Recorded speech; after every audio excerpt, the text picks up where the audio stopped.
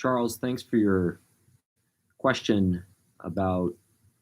sort of how my understanding of an author's intent or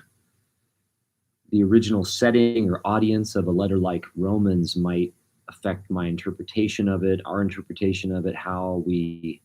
structure our theology in light of that kind of a consideration. So I want to take a few minutes to respond to this question, or set of questions, really, especially because I'm sensitive to what you say at the end about the experience of some Fuller students coming to Fuller and having a lot of their sort of conventional or inherited understandings of the Bible or the faith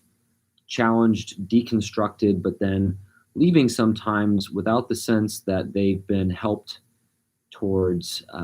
building something that is sustainable and coherent in the wake of what has been challenged. So I'm really committed to obviously engaging what we've all inherited, what we've brought to our studies critically, but I don't think that leaving our studies with just a bunch of fragments is really effective education either. So maybe consider this one gesture towards some constructive work. Although I hope generally in the class that you all will experience what we're doing as both challenging inherited interpretations and understandings, but also at the same time developing interpretations that are more coherent or more, let's say, faithful to the text, and also sensitive to a variety of theological questions that are broached by the interpretations that we're developing. So the first sort of question that I take you to be asking here, Charles, is how a first century contextual reading of Romans informs my theology or any of our theology. And I think the first thing that I want to say is that I don't really think it's in fact possible to reconstruct the context of the first century, even though that's common for people to say or to think that that's what we're doing. I think that what we can learn about Paul's audience, the setting that he's addressing in Rome, some of the relations among the different kinds of community there in Rome, is very limited. And so I don't want to presume that we can develop a kind of total picture of that context and then make sense of Romans in the midst of it. Instead, the way that I think about it is that we are obviously firmly planted, shall we say, in our own place and time, in our own generation. And that way of reading the text is subject to possible distortions and whatnot because of the assumptions that we have inherited. And so some attention to the historical context, rather than transplanting us to a different time, simply enables us to question some of the assumptions that we bring to the text, to perhaps press a little deeper than what we otherwise might do if we simply assumed that Romans was addressed neatly to the concerns that all of us already have. So this means, I think, not so much assuming that we understand our own time and trying to understand a different time, the context to which Romans was written the most directly. And instead, it's recognizing that we are considering, in a limited way, some of the setting of the original audience or most direct audience of Romans, so that we might grow to understand our own time, perhaps a little better, ourselves a little better. So that means that I'm not really that invested in terms of how I structure my theology in reconstructing a complete picture of the setting to which Romans was written the most immediately. What I am really invested in, though, and I think this is important for the kind of conversations that you say often come up with family and friends, I am really invested in reading the text carefully. And doing that, certainly with the academic tools that we've developed as Christians have done for many generations, things like learning Greek and uh, good knowledge of the various biblical sources that Paul draws on when he's writing Romans, some historical considerations, all those kinds of things. But more than any of that, I think I'm invested in just reading the text really carefully in English and thinking or treating the text as a whole literary work, a letter that has a beginning, a middle, and an end, because I think that's what it is. And the interpretations that are prevalent often treat Romans as if it were simply a collection of fragments that can be used to prove or establish this or that general idea about the Christian faith. And as familiar as that is to people, this or that general idea about the Christian faith, and as familiar as that is to people, and as comfortable as that might make them feel to the Bible for what it was, out of the context of the books in which they're written, and treats them as fodder for concerns that we've developed rather independently of a careful study of those books. So that's the kind of tack that I would take. And when it comes to something like Romans 3:23, which you mentioned,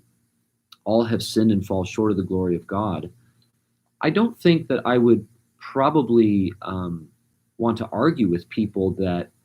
you know, we shouldn't regard everyone as sinners, or that this line in Romans 3 doesn't teach that all people are sinners and falling short of the glory of God. What I would want to try to argue, suggest, maybe discuss, is what the force of that claim is in the course of Paul's argument. Like, why is he saying that there in Romans 3 if we actually track with the thread? And as we see, the point is not simply to establish that people are sinful. It is instead to show that because they are sinful, because we are all sinful, our ability to boast has been ruled out. Our ability to rule over one another as moral authorities or political authorities over one another, authorized by God, is illegitimate, because in fact we all share this same condition of falling short of the glory of God. And that means that the way God has acted to save us is not to authorize some of us as rulers over others, but instead to give us the gift of redemption in Christ, and to do that in a way that exposes our boasting, our attempts to rule over one another, as hypocritical. That, I think, is closer to the force of this line, Romans 3:23, than what is often drawn from it, which is merely that everyone is a sinner, and that this is a truth that people have to embrace so that they know that they need salvation from Jesus. Often I found that interpreting it that way leads us to use this line at cross purposes with Paul, as if this knowledge that all have sinned gave us some kind of leg up over others, and gave us the ability to boast in our knowledge of the truth that they need to gain in order to become like us and to be saved. And I don't think that that is at all what Paul is conveying through this argument. So that is an example of not an appeal to the original context or Paul's immediate audience, but instead a sensitive reading of the text in English that treats it as a letter, that has an unfolding argument with specific rhetorical and pastoral purposes, as to extracting what I would actually question something that you've written here, Charles. I don't think that Paul is writing to Christian Jews primarily in Romans. I think he says quite clearly in the first chapter in verse 6, again in verse 13, he's going to say it again in chapter 11, that he's writing to the people in Rome who are primarily non-Jewish background, and trying to remind them of some things about the law, about what the gospel has clarified about the law, that they are perhaps apt to misunderstand or underestimate. leading them to attribute to the law a kind of authority or something like that, or them to attribute to the law a kind of authority or something like that, or attributing to themselves because they now know God's law as their own, some kind of authority that is undue and hypocritical. I think what Paul's teaching is actually quite familiar to many Jews and not something that he would have to set Jews straight about in light of what we know of Jews of Paul's day, including those who archaeology or something, very technical and academic books about the historical context that is not accessible to everyday Christian people. I'm appealing to what Paul says, I think, in pretty plain English in chapter 1 about what the audience is, who the audience is, and then questioning what standard interpretations have developed, assuming that the audience is Jewish and that it's Jews that need to be set straight and to become more like us non-Jewish Christians or something. I'm questioning that in light of what Paul himself says in the letter.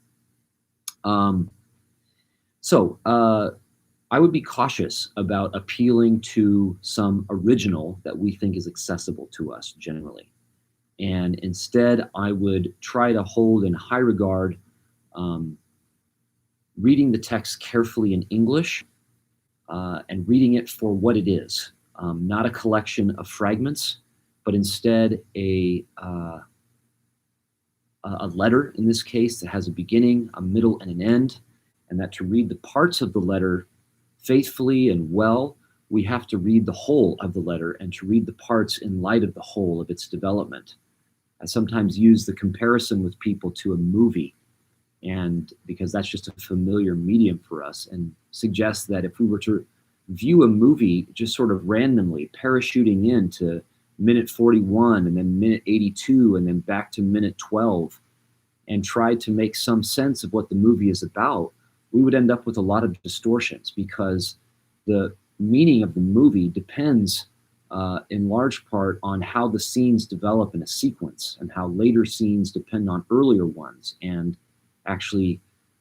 develop one scene right after the next. And that's how I want us to read Romans. And when we do, I think that we have good grounds to engage some of our inherited interpretations critically, not by appealing so much to an original that we think that we've mastered, which I don't think we can say that we have, but instead appealing to the text in English that we share with one another and trying to make that the subject of our discussion as opposed to something that is not accessible to some of the people that are perhaps gathered around the table. I hope that's helpful to you, Charles, and to others who might have similar questions. In a future conversation along these lines, I might say a little bit more about trying to engage people when we have these kinds of debates or discussions where they're at as much as possible, working from commitments that they have, understandings that they have, and trying to nuance and develop those, as opposed to telling people effectively that their paradigm for reading the Bible or understanding the Christian faith is all wrong, and what they need to do is adopt some paradigm that we think we've learned from the experts in seminary. I think that approach is going to lose every time, and that people who haven't gone to graduate school are wise to reject because it's kind of pretentious for us to approach things that way. So hopefully we can find a more humble way of embracing to some extent what people have understood and trying to nuance and develop and refine that together in a conversation that's ongoing and that deals with the Bible in light of what the Bible is, according to its literary particulars, as opposed to allowing it to become a kind of encyclopedia of fragments for Christian slogans or often repeated cliches. Hope that's helpful again to you, Charles, and to others, and I appreciate this question.